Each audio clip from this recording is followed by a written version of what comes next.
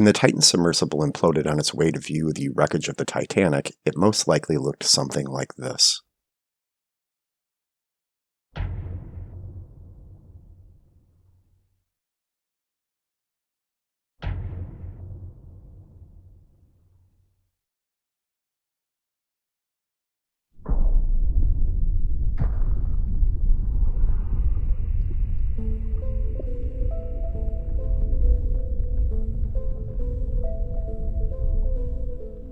As horrifying as that seems, it's actually not all that surprising, given that at over 12,000 feet beneath the surface, there was nearly 5,500 pounds of pressure per square inch on the carbon fiber hull of the Titan. And carbon fiber is widely considered inadequate for external pressures, because when it fails like glass shattering. Knowing this, you might imagine that the crew had no idea what hit them, and that it was over instantly when it happened, but as you're about to see, that might have actually not been the case. Because somewhat recently, a chat transcript allegedly to be communications between the Titan submersible and its mothership on the surface came to light. This transcript hasn't been verified to be authentic, and its authenticity has been challenged here online, but many, including myself, believe it was almost certainly real, and frankly, it's nothing short of terrifying. So grab a cup of coffee, sit back and relax, because what you're about to hear is the stuff of nightmares. Also a developing headline at this hour tonight, the U.S. Coast Guard just revealing that they believe they have recovered human remains as they recover the wreckage of that sub that imploded near the Titanic.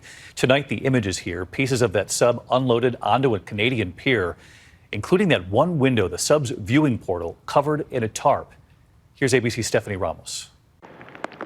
Tonight, as the first debris from the Titan sub is lifted to shore, the Coast Guard announcing that investigators have found presumed human remains that have been carefully recovered within the wreckage at the site of the incident. It comes as cranes hoisted large pieces of the Titan wreckage with cables and wires, what appears to be a panel from the exterior of the submersible, along with one of the sub's end caps. It's going to take months anyway to go through all these bits and pieces and thoroughly analyze all of the failures, looking at how the hatch separated, where did the first leak happen.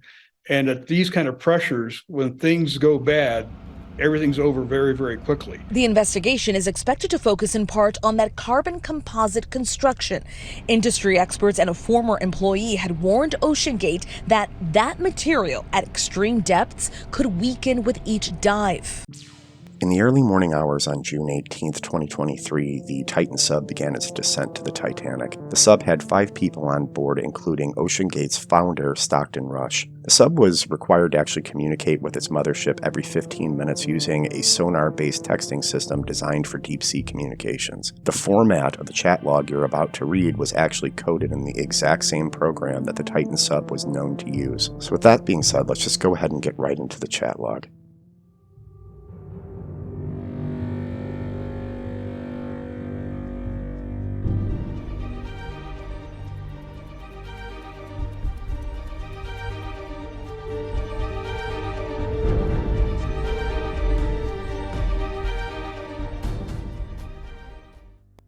The transcript begins at 7:52 in the morning, with the topside saying clear for descent, enjoy the ride. The sub responds by saying descending now, launch sequence complete, ready.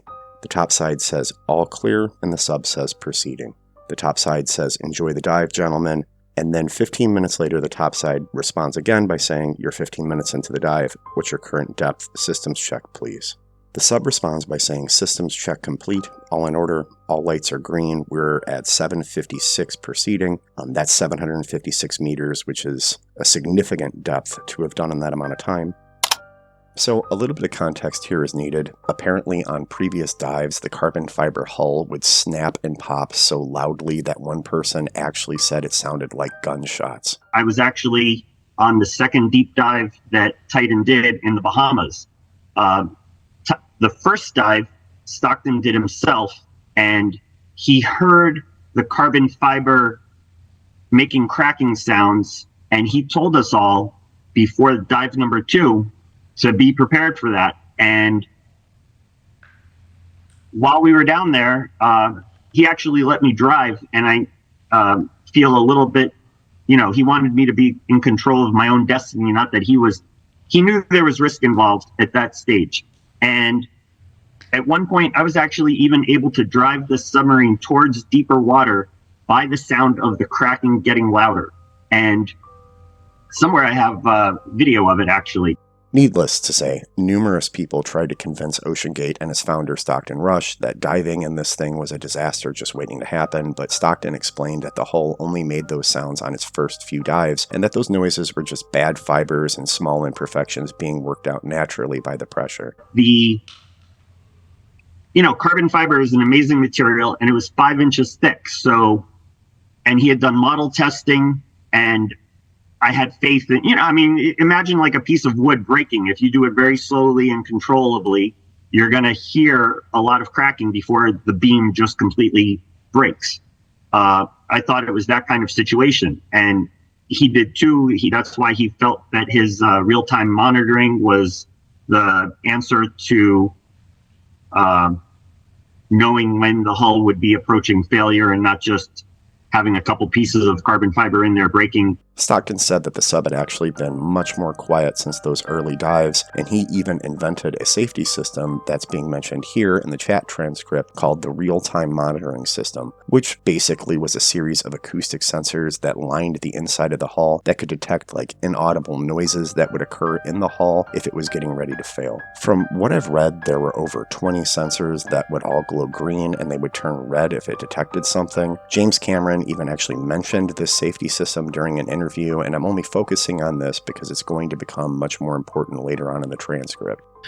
But, this OceanGate sub had sensors on the inside of the hull to give them a warning when it was starting to crack.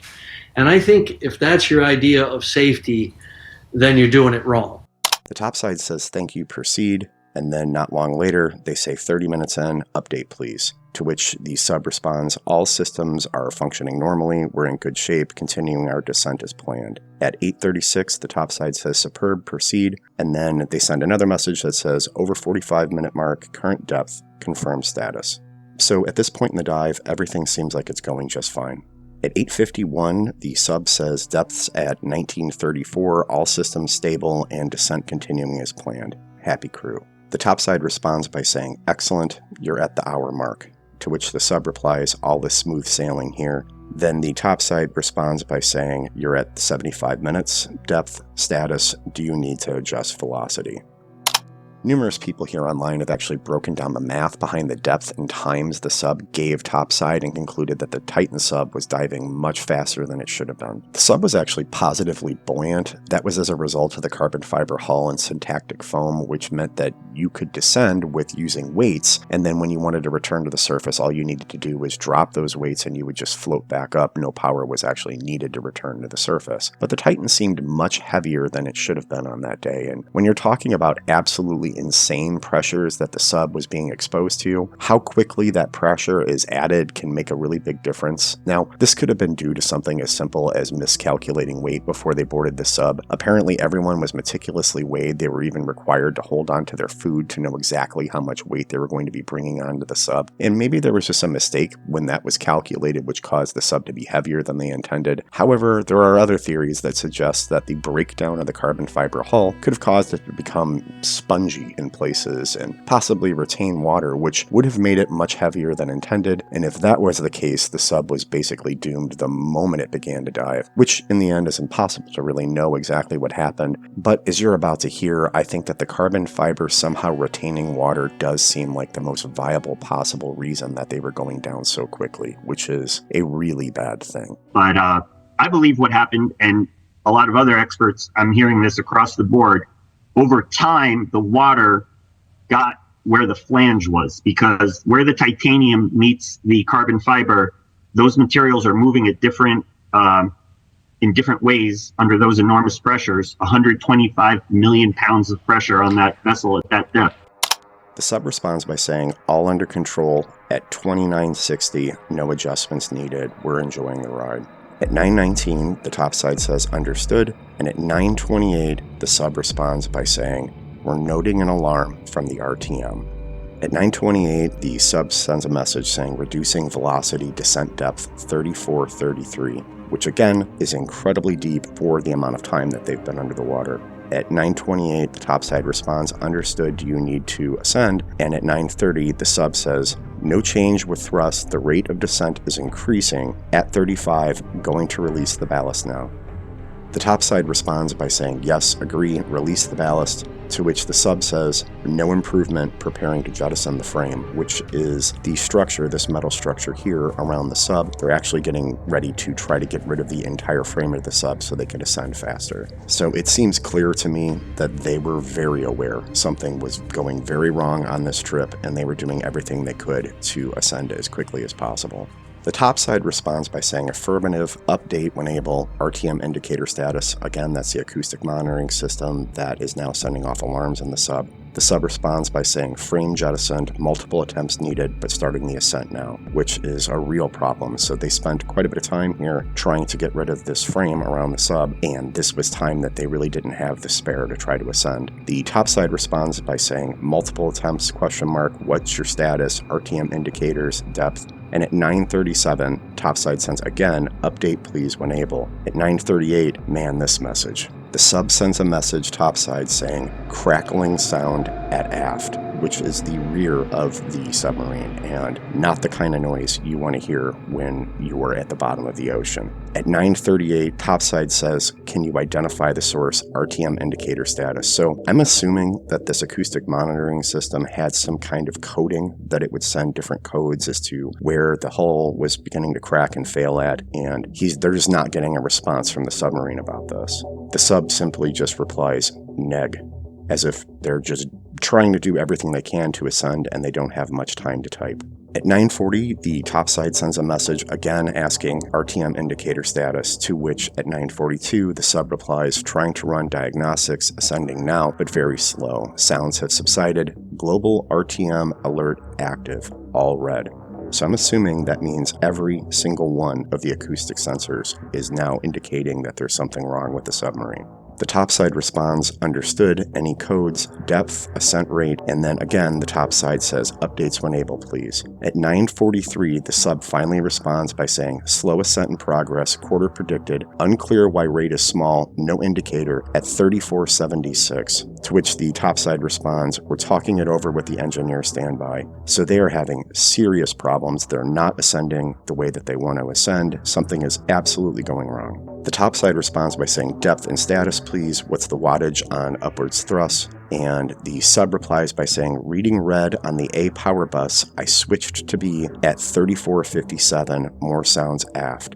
At 9:47, the topside sends a message saying, understood, continue ascent, talking to Carlos about power bus situation right now. This is interesting because there actually was an engineer that worked for OceanGate named Carlos, so if this is a fake transcript, they went through some pretty extreme measures to make this look real. At 9:48, topside sends another message saying, we're activating recovery procedures, Carlos is requesting wattage output from bus B, status update please, velocity of ascent. So, according to this transcript, the last message ever sent from the Titan submarine to the surface was at 9:46, nearly right around 19 minutes after they knew something was wrong, and it was reading red on the A power bus. I switched to B at 3457, more sounds aft, which is, frankly, one of the more haunting things I've ever read. In the end, hopefully the investigation being done on the debris that was recovered from the Titan gives us some kind of answers here. I have a feeling that somewhere down the road that this transcript is most likely going to be confirmed to have been real, and that is just horrifying to think that those people struggled for almost 20 minutes before they died knowing something was wrong. Regardless what your thoughts are about how wise it was to try to dive in something like this that deep, the fact still remains that 5 people lost their lives, and it was an incredible tragedy. And with that being said, thank you so much for watching.